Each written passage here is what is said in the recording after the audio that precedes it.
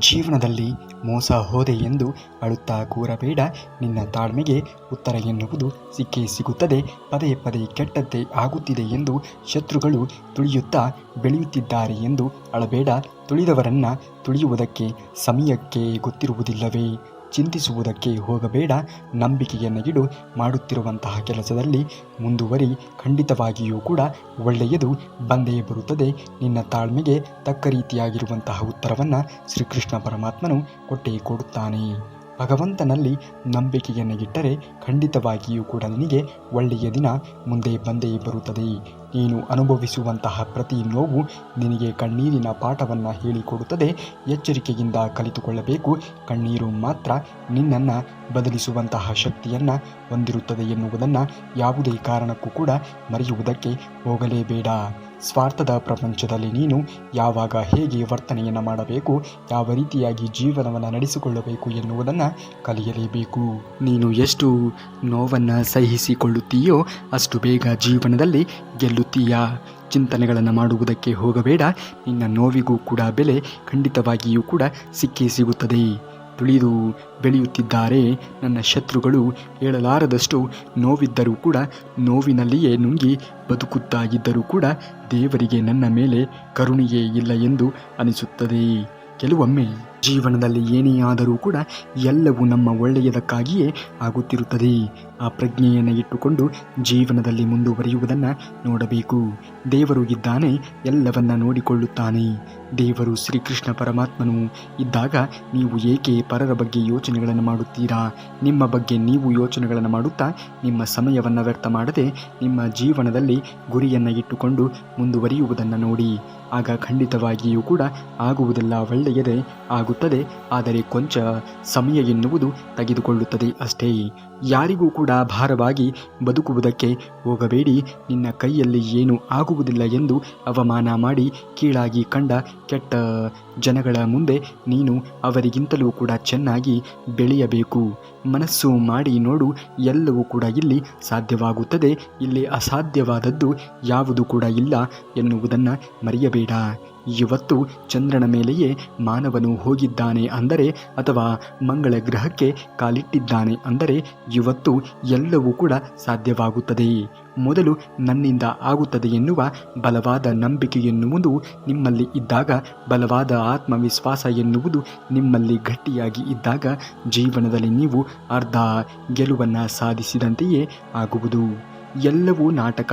ಜನರು ನಿನ್ನ ಮುಂದೆ ಒಂದು ರೀತಿಯಾಗಿ ಇದ್ದರೆ ನಿನ್ನ ಬೆನ್ನ ಹಿಂದೆ ಬೇರೆಯದ್ದೇ ಆಗಿರುವಂತಹ ಕುತಂತ್ರವನ್ನು ಮಾಡುತ್ತಿರುತ್ತಾರೆ. ಯಾರನ್ನೂ ಕೂಡ ಸುಲಭವಾಗಿ ನಂಬುವುದಕ್ಕೆ ಹೋಗಬೇಡ. ಏಕೆಂದರೆ ಮೋಸ ಮಾಡಿದವರಿಗೆ ಅಥವಾ ಮೋಸ ಮಾಡುವವರಿಗೆ ನಿನ್ನಂತಹ ಮುಗ್ಧರೇ ಬೇಗನೆ ಬಲಿಯಾಗುತ್ತಾರೆ.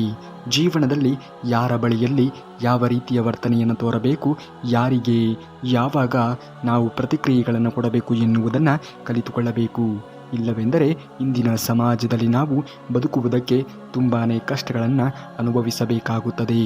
ದೇವರು ನಿನಗೆ ಕಷ್ಟಗಳನ್ನು ಕೊಡುವುದು ಅಳುತ್ತಾ ಒಂದು ಮೂಲೆಯಲ್ಲಿ ಕೂರುವುದಕ್ಕೆ ಅಲ್ಲ.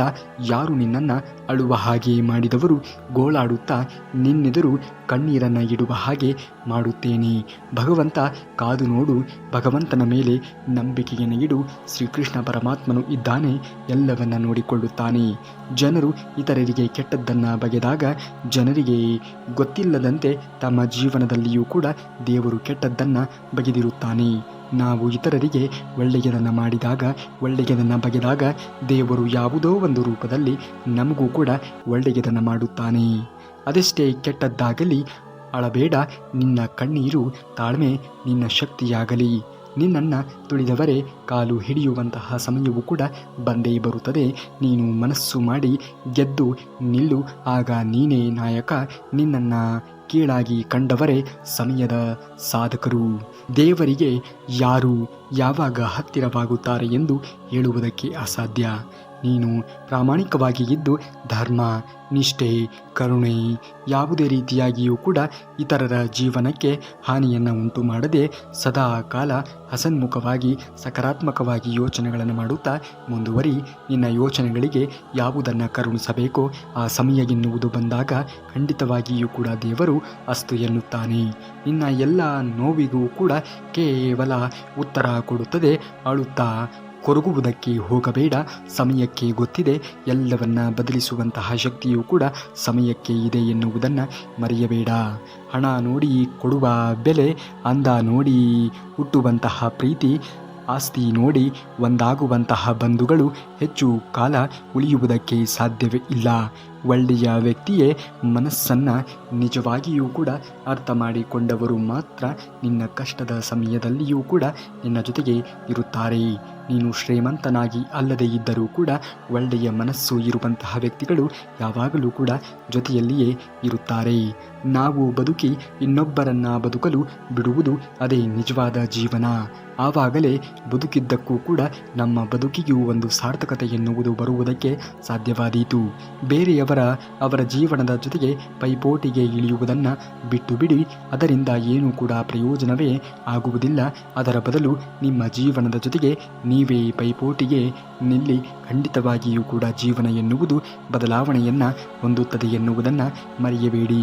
ನಿಮ್ಮ ಮೌನವನ್ನು ಅರ್ಥ ಮಾಡಿಕೊಳ್ಳುವವರು ನಿಮಗೆ ಸಿಕ್ಕರೆ ಖಂಡಿತವಾಗಿಯೂ ಕೂಡ ಅಂಥವರನ್ನು ಕಳೆದುಕೊಳ್ಳಬೇಡಿ. ಜೀವನದಲ್ಲಿ ಮೌನಕ್ಕೆ ಬೆಲೆ ಎನ್ನುವುದು ತುಂಬಾ ಇದೆ.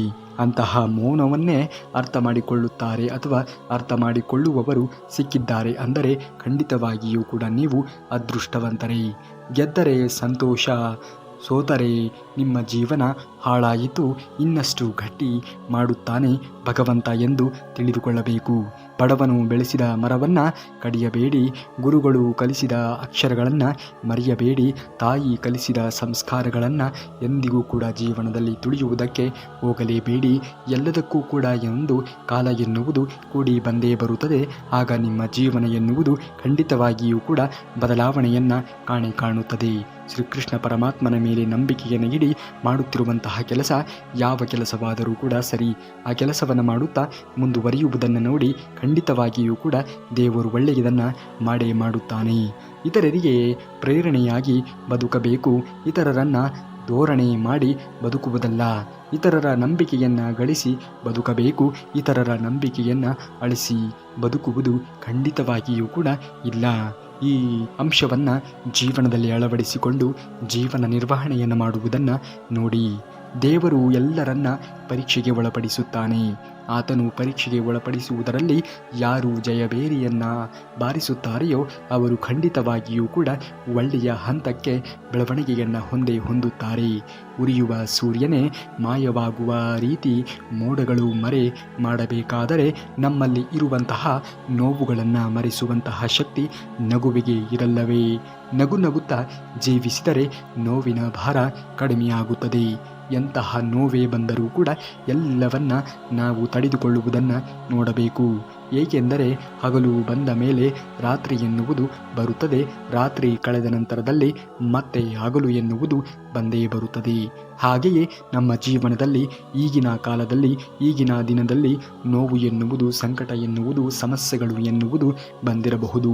ಆದರೆ ಅದು ಎಂದಿಗೂ ಕೂಡ ನಮ್ಮ ಜೀವನದಲ್ಲಿ ಶಾಶ್ವತವಾಗಿ ಇರುತ್ತದೆ ಎನ್ನುವುದನ್ನು ಯಾರೂ ಕೂಡ ಹೇಳುವುದಕ್ಕೆ ಸಾಧ್ಯವೇ ಇಲ್ಲ. ಪ್ರತಿ ನೋವಿಗೂ ಕೂಡ ಒಂದು ಅಂತ್ಯ ಎನ್ನುವುದು ಇರುತ್ತದೆ. ಪ್ರತಿ ಸಮಸ್ಯೆಗೂ ಕೂಡ ಒಂದು ಅಂತ್ಯ ಎನ್ನುವುದು ಇರುತ್ತದೆ. ಪ್ರತಿ ದುಃಖಕ್ಕೂ ಕೂಡ ಅಂತ್ಯ ಎನ್ನುವುದು ಇರುತ್ತದೆ. ಹೆಂಡತಿ ಆದವಳಿಗೆ ಆಸೆ ಇರಬೇಕು, ಆದರೆ ಗಂಡನ ಶಕ್ತಿ ಮೀರಿದ ಅತಿ ಆಸೆ ಇರಬಾರದು.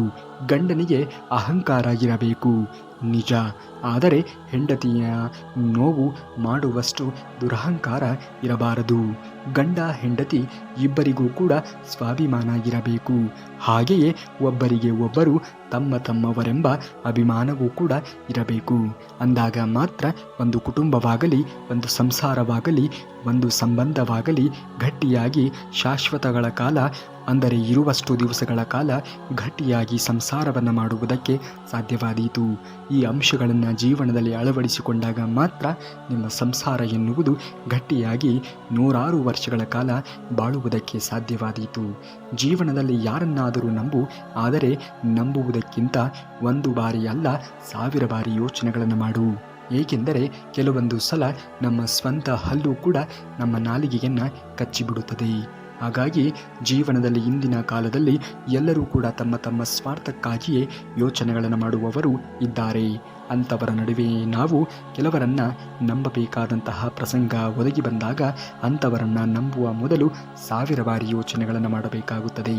ನಮ್ಮ ಜೀವನದಲ್ಲಿ ನಮಗೆ ನಾವೇ ಮಾಡಿಕೊಳ್ಳುವಂತಹ ದೊಡ್ಡ ಮೋಸ ಏನೆಂದರೆ, ನಮ್ಮ ಭಾವನೆಗಳಿಗೆ ಸ್ಪಂದಿಸದೇ ಇರುವಂತಹ ವ್ಯಕ್ತಿಗಳಿಗೆ ನಾವು ನಮ್ಮ ಅತ್ಯಮೂಲ್ಯವಾಗಿರುವಂತಹ ಪ್ರೀತಿಯನ್ನಾಗಲಿ, ಕಾಳಜಿಯನ್ನಾಗಲಿ, ಕಣ್ಣೀರನ್ನಾಗಲಿ ಹಾಗೂ ಮುಖ್ಯವಾಗಿ ಸಮಯವನ್ನು ವಿನಿಯೋಗ ಮಾಡುವುದು.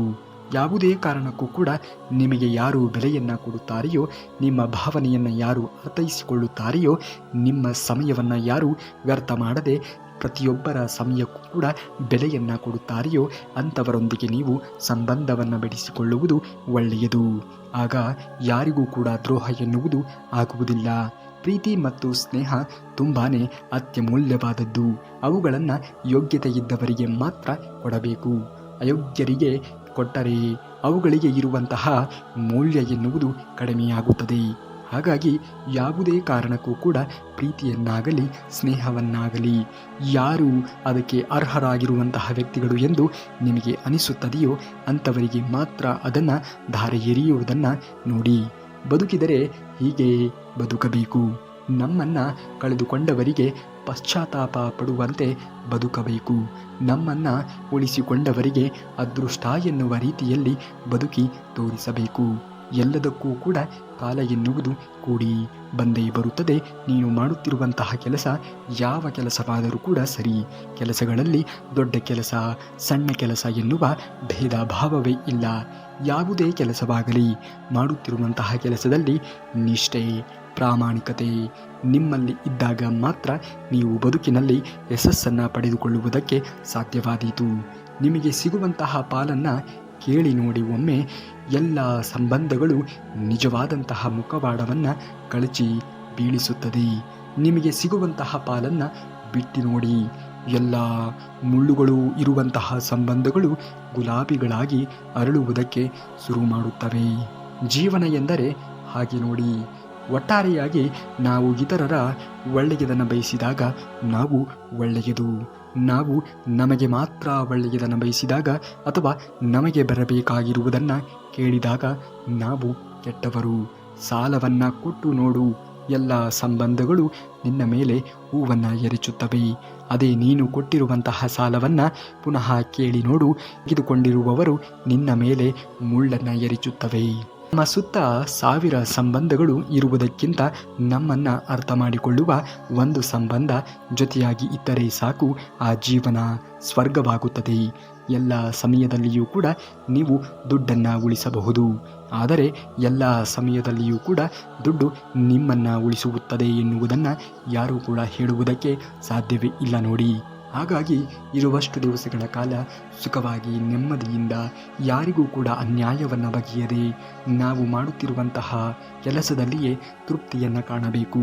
ಹಾಸಿಗೆ ಇದ್ದಷ್ಟು ಕಾಲನ್ನು ಚಾಚಬೇಕು ಎಂದು ಹಿರಿಯರು ಹೇಳಿರುತ್ತಾರೆ. ಹಿರಿಯರು ಹೇಳಿರುವಂತಹ ಯಾವುದೇ ಮಾತಾಗಲಿ ಅನುಭವದ ಮಾತುಗಳು ಯಾರೂ ಕೂಡ ಸುಖ ಸುಮ್ಮನೆ ಹೇಳುವುದಕ್ಕೆ ಸಾಧ್ಯವೇ ಇಲ್ಲ. ಹಾಗಾಗಿ ಹಿರಿಯರ ಮಾತಿಗೆ ಗೌರವವನ್ನು ಕೊಡಿ, ಹಿರಿಯರಿಗೆ ಗೌರವವನ್ನು ಕೊಡಿ. ಆಗ ಮಾತ್ರ ನೀವು ಬದುಕಿನಲ್ಲಿ ಏನಾದರೂ ಒಂದು ಮೌಲ್ಯವನ್ನು ಜೀವನದಲ್ಲಿ ಅಳವಡಿಸಿಕೊಳ್ಳುವುದಕ್ಕೆ ಸಾಧ್ಯವಾದೀತು. ತಕ್ಕಡಿಯ 2 ಕಡೆ ಸಮವಾಗಿ ನಿಲ್ಲಬೇಕಾದರೆ ತೂಕ ಸರಿಸಮವಾಗಿ ಇರಬೇಕು. ಹಾಗೆಯೇ ಸಂಸಾರ ಸಂತೋಷದಿಂದ ಇರಬೇಕಾದರೆ ಗಂಡ ಹೆಂಡತಿ ಇಬ್ಬರೂ ಕೂಡ ಪ್ರೀತಿ, ವಾತ್ಸಲ್ಯ, ನಂಬಿಕೆಯಲ್ಲಿ ಸರಿಸಮವಾಗಿ ಇರಬೇಕು. ಆಗ ಮಾತ್ರ ಸಂಬಂಧ ಎನ್ನುವುದು ಗಟ್ಟಿಯಾಗಿ ನೆಲೆ ನಿಲ್ಲುವುದಕ್ಕೆ ಸಾಧ್ಯವಾದೀತು. ಪ್ರತಿಯೊಂದೂ ಕೂಡ ನೆಲೆ ನಿಲ್ಲಬೇಕು ಅನ್ನುವುದೇ ಆದರೆ ಎರಡೂ ಕಡೆಯ ಸಂಬಂಧಗಳು ಗಟ್ಟಿಯಾಗಿ ಇರಬೇಕು. ಒಬ್ಬರಿಗೆ ಒಬ್ಬರು ಅರ್ಥೈಸಿಕೊಳ್ಳುವಂತಹ ಮನಸ್ಥಿತಿ ಇದ್ದಾಗ ಮಾತ್ರ ಅಂತಹ ಸಂಬಂಧವನ್ನು ನಾವು ಕಾಣುವುದಕ್ಕೆ ಸಾಧ್ಯವಾದೀತು. ವರವನ್ನಾಗಲಿ ಶಾಪವನ್ನೇ ಆಗಲಿ ದೇವರು ಯಾವತ್ತಿಗೂ ಕೂಡ ಕೊಡುವುದಿಲ್ಲ. ಆದರೆ ದೇವರು ಒಂದನ್ನು ಖಂಡಿತವಾಗಿಯೂ ಕೂಡ ಕೊಟ್ಟೇ ಕೊಡುತ್ತಾನೆ. ಅದುವೇ ಅವಕಾಶವನ್ನು ಮಾತ್ರ ದೇವರು ಕಲ್ಪಿಸುತ್ತಾನೆ. ಅದನ್ನು ವರವನ್ನಾಗಿಯೋ ಅಥವಾ ಶಾಪವನ್ನಾಗಿಯೋ ಪರಿವರ್ತನೆ ಮಾಡಿಕೊಳ್ಳುವುದು ನಮ್ಮ ಕೈಯಲ್ಲಿಯೇ ಇರುತ್ತದೆ. ಚುಚ್ಚು ಮಾತಿಗಳಿಗೆ ಕುಗ್ಗಿ ಸೋಲದಿರಿ. ಸುಳ್ಳುಗಳಿಗೆ ಚುಚ್ಚುವುದಕ್ಕೆ ಮಾತ್ರ ಗೊತ್ತಿರುತ್ತದೆ ಎನ್ನುವುದನ್ನು ನಂಬಬೇಡಿ. ಎಂದಿಗೂ ಕೂಡ ಜೀವನದಲ್ಲಿ ಸೋಲು ಎನ್ನುವುದು ಅದು ಶಾಶ್ವತವಲ್ಲ. ಸೋಲಿನಲ್ಲಿಯೂ ಕೂಡ ನಗುವುದನ್ನು ಕಲಿತುಕೊಳ್ಳಿ. ಜೀವನ ಎನ್ನುವುದು ಹೇಗೆ ಬಂದರೂ ಕೂಡ ಆಗ ನೀವು ಬದುಕಿ ತೋರಿಸುವುದಕ್ಕೆ ಸಾಧ್ಯವಾಗುತ್ತದೆ. ಜೀವನ ಎನ್ನುವುದು ಯಾವುದೇ ಕಾರಣಕ್ಕೂ ಕೂಡ ನಾವು ಅಂದುಕೊಂಡಂತೆ ಇರುವುದಿಲ್ಲ. ಕೆಲವೊಮ್ಮೆ ನಾವು ಮುಳ್ಳಿನ ಮೇಲೆ ಪ್ರಯಾಣವನ್ನು ಮಾಡಬೇಕಾದಂತಹ ಪ್ರಸಂಗವೂ ಕೂಡ ಬರಬಹುದು. ಇನ್ನು ಕೆಲವೊಮ್ಮೆ ನಾವು ಒಳ್ಳೆಯ ದಾರಿಯಲ್ಲಿ ನಡೆಯಬೇಕಾಗಿರುವಂತಹ ಪ್ರಸಂಗವೂ ಕೂಡ ಬಂದಿರಬಹುದು. ಯಾರನ್ನೇ ಆಗಲಿ ಯಾವುದನ್ನೇ ಆಗಲಿ ಎಷ್ಟು ಬೇಕೋ ಅಷ್ಟನ್ನು ಮಾತ್ರ ನಾವು ಹಚ್ಚಿಕೊಳ್ಳುವುದಕ್ಕೆ ಹೋಗಬೇಕು. ಏಕೆಂದರೆ ಯಾರು ಯಾವಾಗ ಹೇಗೆ ಬದಲಾಗುತ್ತಾರೆ ಎಂದು ಹೇಳುವುದಕ್ಕೆ ಅಸಾಧ್ಯ ನೋಡಿ. ಕೊನೆಯ ತನಕ ಇರದೇ ಹೋದರೂ ಕೂಡ ಉಸಿರು ಇರುವ ತನಕ ನನ್ನ ಬಗ್ಗೆ ಚಿಂತೆ ಮಾಡುವವರು ಅಂದರೆ ಅದು ತಾಯಿ ಮಾತ್ರ. ತಂದೆ ತಾಯಿಗಳನ್ನು ತುಂಬ ಚೆನ್ನಾಗಿ ನೋಡಿಕೊಳ್ಳಿ. ನಿಮ್ಮ ಕಣ್ಣಿಗೆ ಕಾಣುವಂತಹ ನಿಜವಾದ ದೇವರು ಯಾರಾದರೂ ಇದ್ದರೆ ಅದು ಖಂಡಿತವಾಗಿಯೂ ಕೂಡ ನಿಮ್ಮ ತಂದೆ ತಾಯಿಗಳೇ ಆಗಿರುತ್ತಾರೆ ಎನ್ನುವುದನ್ನು ಮರೆಯಬೇಡಿ. ಮೋಸ, ಸುಳ್ಳು, ದರ್ಪದಿಂದ ಪಡೆದ ಯಾವುದೇ ಸಾಧನೆಗಳು ಶಾಶ್ವತವಲ್ಲ. ನಿಜವಾಗಿಯೂ ಕೂಡ ಯಶಸ್ಸು ಮತ್ತು ಗೌರವ ಪ್ರಾಮಾಣಿಕತೆ ಮತ್ತು ಶ್ರಮದಿಂದಲೇ ಬರುತ್ತದೆ ಎನ್ನುವುದನ್ನು ಮರೆಯಬೇಡಿ. ಯಶಸ್ಸನ್ನು ಕಾಣಬೇಕು ಅನ್ನುವುದೇ ಆದರೆ ಪ್ರಾಮಾಣಿಕತೆ ಎನ್ನುವುದನ್ನು ಮೈಗೂಡಿಸಿಕೊಳ್ಳಬೇಕು. ನನಗೊಬ್ಬ ದುಡಿಮೆಯಿಂದಲೇ ಮನೆಯವರೆಲ್ಲರೂ ಕೂಡ ಅನ್ನ ಉಣ್ಣುತ್ತಾರೆ ಎಂದು ಅಹಂಕಾರವನ್ನು ಪಡಬೇಡ. ಅಂತಹ ಕೆಲಸಕ್ಕೆ ದೇವರು ನನ್ನನ್ನು ಆಯ್ಕೆ ಮಾಡಿ ನನಗೆ ಬುದ್ಧಿ ಶಕ್ತಿಯನ್ನು ನೀಡಿದ್ದಾನೆ ಎಂದು ಹೆಮ್ಮೆಯನ್ನು ಪಡು. ಒಂದು ವೇಳೆ ದೇವರು ನೀಡಿದ ಬುದ್ಧಿ ಶಕ್ತಿಯನ್ನು ಕಿತ್ತುಕೊಂಡರೆ ನೀನು ಮನೆಯವರಿಗೆ ಅನ್ನ ಹಾಕುವುದು ಇರಲಿ, ನೀನೇ ಅನ್ನಕ್ಕಾಗಿ ಅಲಿಯಬೇಕಾಗುತ್ತದೆ. ಜೀವನದಲ್ಲಿ ಎಂದಿಗೂ ಕೂಡ ಅಹಂಕಾರವನ್ನು ತಂದುಕೊಳ್ಳುವುದಕ್ಕೆ ಹೋಗಬೇಡಿ. ಆಗುವುದೆಲ್ಲ ಒಳ್ಳೆಯದೇ ಆಗುತ್ತದೆ. ಮಾಡುತ್ತಿರುವಂತಹ ಕೆಲಸವನ್ನು ಮುಂದುವರಿಸಿಕೊಂಡು ಹೋಗುವುದನ್ನು ನೋಡಿ. 100 ಗುರುಗಳು ಸೇರಿ ಕಲಿಸಲು ಆಗದೇ ಇರುವಂತಹ ಅದೆಷ್ಟೋ ವಿಚಾರಗಳನ್ನು ಸಮಯ ನಮಗೆ ಕಲಿಸುತ್ತದೆ. ಸಮಯಕ್ಕೆ ಗೊತ್ತಿದೆ ಯಾರನ್ನು ಯಾವಾಗ ಹೇಗೆ ಬದಲಾಯಿಸಬೇಕು ಎಂದು. ಹಾಗಾಗಿ ಸಮಯಕ್ಕೆ ಬೆಲೆ ಕೊಡುವುದನ್ನು ಕಲಿತುಕೊಳ್ಳಿ. ಆಗ ನಿಮ್ಮ ಜೀವನ ಎನ್ನುವುದು ತನ್ನಿಂದ ತಾನೇ ಬದಲಾವಣೆ ಆಗುತ್ತದೆ. ಎಲ್ಲಿ ಯಾರ ಹೆಸರಿನಲ್ಲಿ ಅನ್ನದ ಋಣ ಎನ್ನುವುದು ಇರುತ್ತದೆಯೋ ಸಮಯ ಅವರನ್ನು ಅಲ್ಲಿಗೆ ಕರೆದುಕೊಂಡು ಹೋಗುತ್ತದೆ. ಯಾರೋ ಕೊಟ್ಟಿದ್ದನ್ನು ತಿನ್ನುವುದಿಲ್ಲ. ತನ್ನ ಅದೃಷ್ಟದಲ್ಲಿ ಏನು ಇರುತ್ತದೆಯೋ ಅದನ್ನೇ ತಿನ್ನುತ್ತಾನೆ. ಕಷ್ಟ ನಿಜಕ್ಕೂ ಕೂಡ ಕೆಟ್ಟದ್ದಲ್ಲ. ಅದು ನಮ್ಮ ಮುಂದಿನ ನಡೆ ಹೇಗಿರಬೇಕು ಎನ್ನುವುದನ್ನು ನಮಗೆ ತಿಳಿಸುವಂತಹ ಒಂದು ರೀತಿಯ ಶಿಕ್ಷಕ ಇದ್ದಂತೆ. ಹಾಗಾಗಿ ಜೀವನದಲ್ಲಿ ಕಷ್ಟ ಬಂದರೆ ಆ ಕಷ್ಟವನ್ನು ಖುಷಿಯಿಂದ ಎದುರಿಸುವುದನ್ನು ನೋಡಿ. ಖುಷಿ ಎನ್ನುವುದು ಎಲ್ಲದರಲ್ಲಿಯೂ ಕೂಡ ಇದೆ. ಆದರೆ ಅದನ್ನು ಹುಡುಕುವಂತಹ ತವಕ ಮತ್ತು ಅನುಭವಿಸುವಂತಹ ಜಾಣತನ ನಮಗೆ ಇರಬೇಕು ಅಷ್ಟೇ. ನಾವು ಹೇಳುತ್ತೇವೆ ಪ್ರತಿ ಸಮಸ್ಯೆಗೆ ಪರಿಹಾರ ಎನ್ನುವುದು ಇದೆ. ಆದರೆ ಆ ಸಮಸ್ಯೆಯನ್ನು ನೀನು ಮೊದಲು ಗುರುತಿಸಬೇಕು. ಈ ಸಮಸ್ಯೆ ಹೇಗೆ ಉದ್ಭವವಾಗಿದೆ, ಈ ಸಮಸ್ಯೆಗೆ ಕಾರಣವಾದರೂ ಏನು ಎನ್ನುವುದು ನಿಮ್ಮಲ್ಲಿ ಆ ಪ್ರಶ್ನೆಗೆ ಉತ್ತರ ಎನ್ನುವುದು ಸಿಕ್ಕಾಗ ಮತ್ತೆ ಅದಕ್ಕೆ ಯಾವ ರೀತಿಯಾಗಿ ನೀನು ಆ ಸಮಸ್ಯೆಯಿಂದ ಬಗೆಹರಿಸಿಕೊಳ್ಳಬಹುದು ಎನ್ನುವಂತಹ ಪ್ರಶ್ನೆಗೂ ಕೂಡ ಉತ್ತರ ಎನ್ನುವುದು ಸಿಕ್ಕೇ ಸಿಗುತ್ತದೆ. ಅಮ್ಮ ಪ್ರೀತಿಯಿಂದ ಮಾಡಿದ್ದನ್ನು ಅವಳ ಮನಸ್ಸಿಗೆ ನೋವಾಗದಂತೆ ತಿಂದು ಬಿಡಿ. ಏಕೆಂದರೆ ಕೆಲವರಿಗೆ ಊಟ ಆಯ್ತಾ ಅಂತ ಕೇಳುವರೂ ಕೂಡ ಯಾರೂ ಇರುವುದಿಲ್ಲ. ಇನ್ನು ಕೆಲವರಿಗೆ ಅಮ್ಮನೇ ಇರುವುದಿಲ್ಲ. ದೇವರು ನಿಮಗೆ ತಾಯಿ ತಂದೆಗಳನ್ನು ಕೊಟ್ಟಿರುತ್ತಾನೆ. ನೀವು ಅದನ್ನು ಸರಿಯಾದ ರೀತಿಯಲ್ಲಿ ಸದುಪಯೋಗ ಮಾಡಿಕೊಳ್ಳಬೇಕು. ಮನುಷ್ಯ ಬಣ್ಣವನ್ನು ಬದಲಿಸಿದರೆ ಏನು? ದೇವರು ಕಾಲವನ್ನೇ ಬದಲಾಯಿಸುತ್ತಾನೆ, ಸಮಯವನ್ನೇ ಬದಲಾಯಿಸುತ್ತಾನೆ. ಅಕ್ಷರಗಳನ್ನು ಕಲಿಸಿದ ಗುರುಗಳಿಗೆ, ಅನ್ನವನ್ನು ನೀಡುವ ರೈತನಿಗೆ, ಜನ್ಮ ನೀಡಿದ ತಂದೆ ತಾಯಿಗಳಿಗೆ ಇವರೆಲ್ಲರಿಗೂ ಕೂಡ ಗೌರವಿಸುವುದನ್ನು ಕಲಿಯಬೇಕು. ಜೀವನದಲ್ಲಿ ಮನುಷ್ಯ ಬಂದ ಹಾದಿಯನ್ನು ಮರೆಯಬಾರದು. ಆದರೆ ಕರ್ಮ ನೆನಪಿಸುವುದರಲ್ಲಿ ಎಂದಿಗೂ ಕೂಡ ಬಿಡುವುದಿಲ್ಲ. ಕಾದ ಹಂಚಿನ ಮೇಲೆ ಒಂದು ಹನಿ ನೀರು ಬಿದ್ದರೆ ಆರಿ ಹೋಗುತ್ತದೆ. ಎಲೆಯ ಮೇಲೆ ಬಿದ್ದರೆ ಒಳೆಯುತ್ತದೆ. ಚಿಪ್ಪಿನೊಳಗೆ ಬಿದ್ದರೆ ಮುತ್ತಾಗುತ್ತದೆ. ನಾವು ಯಾರ ಸಂಘವನ್ನು ಮಾಡುತ್ತೇವೆ ಎನ್ನುವುದರ ಮೇಲೆ ನಿಂತಿರುತ್ತದೆ. ಹಾಗಾಗಿ ಒಳ್ಳೆಯ ವ್ಯಕ್ತಿಗಳ ಸಹವಾಸವನ್ನು ಮಾಡಿ. ನಿಯತ್ತೆ ಇಲ್ಲದೆ ಇರುವಂತಹ ಪ್ರೀತಿಗೋಸ್ಕರ ಕಣ್ಣೀರನ್ನು ಇಡುತ್ತಾ ಇದ್ದರೆ, ಆದರೆ ಜಗತ್ತು ಕೊಡೋಕೆ ಆಗದೇ ಇರುವ ಪ್ರೀತಿನ ತಾಯಿ ಕೊಟ್ಟಿರುತ್ತಾಳೆ ಎನ್ನುವುದನ್ನು ಮರೆತು ಬಿಡುತ್ತಾರೆ. ಒಂದು ದಿನ ಮನೆಗೆ ಬರಲಿಲ್ಲ ಅಂದರೆ 100 ಸಲ ಅಮ್ಮ ಕರೆಯನ್ನು ಮಾಡಿರುತ್ತಾಳೆ. ಒಂದು ಹೊತ್ತು ಊಟ ಮಾಡಿಲ್ಲ ಅಂದರೆ ಕರೆದು ಕೈತುತ್ತು ಕೊಡುತ್ತಾಳೆ. ತಾಯಿ ಬೆಟ್ಟದಷ್ಟು ಪ್ರೀತಿ ಕೊಡುವ ತಾಯಿಯನ್ನು ಬಿಟ್ಟು ಯಾರೋ ಬಿಟ್ಟು ಹೋಗುವರು ಕೊಡೋ ಪ್ರೀತಿಗೋಸ್ಕರ ಹತ್ತುಕೊಂಡು ಕೊರಗುತ್ತಾರೆ. ಪ್ರೀತಿಗಿಂತ ಮಿಗಿಲಾದದ್ದು ಯಾವುದು ಕೂಡ ಇಲ್ಲ. ತಾಯಿಯ ಪ್ರೀತಿಯ ಮುಂದೆ ಯಾರ ಪ್ರೀತಿಯೂ ಕೂಡ ನೆಲಕ್ಕೆ ಸಮಾನ. ಹೆಚ್ಚಿನ ಜನರು ದೇವರನ್ನ ಕಲ್ಲಿನಲ್ಲಿ ಇಟ್ಟು ಪೂಜಿಸಿದರು, ಕೆಲವರು ಬೆಳ್ಳಿಯಲ್ಲಿ ಇಟ್ಟು ಪೂಜಿಸಿದರು, ಇನ್ನು ಕೆಲವರು ಚಿನ್ನದಲ್ಲಿ ಇಟ್ಟು ಪೂಜಿಸಿದರು. ಆದರೆ ದೇವರು ಒಲಿಯುವುದು ಮನಸ್ಸಿನಲ್ಲಿ ಇಟ್ಟು ಪೂಜಿಸಿದಾಗ ಮಾತ್ರ ಎನ್ನುವುದನ್ನು ಜನರು ಮರೆತು ಹೋದರು. ಕನ್ನಡಿ ಸ್ವಚ್ಛವಾಗಿ ಇರಲಿಲ್ಲ, ಪ್ರತಿಬಿಂಬ ಸುಂದರವಾಗಿ ಕಾಣುತ್ತದೆ. ಅದೇ ರೀತಿ ಮನಸ್ಸು ಸ್ವಚ್ಛವಾಗಿ ಇದ್ದಲ್ಲಿ ಮಾತ್ರ ಜಗತ್ತು ಎನ್ನುವುದು ಸುಂದರವಾಗಿ ಕಾಣುವುದಕ್ಕೆ ಸಾಧ್ಯವಾದೀತು. ಏನೇ ಆದರೂ ಕೂಡ ತಾಳ್ಮೆಯನ್ನು ತೆಗೆದುಕೊಂಡು ಮೌನವಾಗಿ ಇರುವುದನ್ನು ಕಲಿತುಕೊಳ್ಳಿ. ಆಗುವುದೆಲ್ಲ ಒಳ್ಳೆಯದೇ ಆಗುತ್ತದೆ.